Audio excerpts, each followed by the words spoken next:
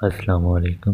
رمضان کا چاند دیکھ کر صرف 3 مرتبہ سورۃ الفاتحہ کی تلاوت کریں اور اس الحمدللہ عزوجل اس کے رزق میں وسط اس کے ساتھ رزق میں کشادگی ہو جائے، اور نماز مغرب ادا کرنے کے بعد 100 مرتبہ سورۃ القدر کی تلاوت کر لے۔ اتنی تیزی کے ساتھ اس کا رزق بڑھتا چلا جائے گا جس طرح پانی اگر پہاڑ سے نیچے اترے تو کتنا تیزی کے ساتھ گرتا ہے، تو اس سے بھی کئی گنا زیادہ تیزی کے ساتھ اس کے رزق میں وسط کشادگی ہو جائے گی اور آپ کا دسترخوان وسیع و کشادہ ہو جائے گا۔ اللہ پاک ہم سب کو ماہ رمضان المبارک میں زیادہ سے زیادہ نیکیاں کرنے، نیک اعمال کرنے کو، روزے کی کثرت کرنے، خوب نماز تراویح پڑھنے کو، نوافل کا اہتمام کرنے کی توفیق عطا فرمائے۔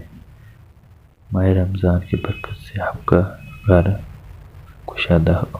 اس طرح کی لیٹسٹ ویڈیوز دیکھنے کے لیے ہمارے چینل کو سبسکرائب کیجیے۔ شکریہ۔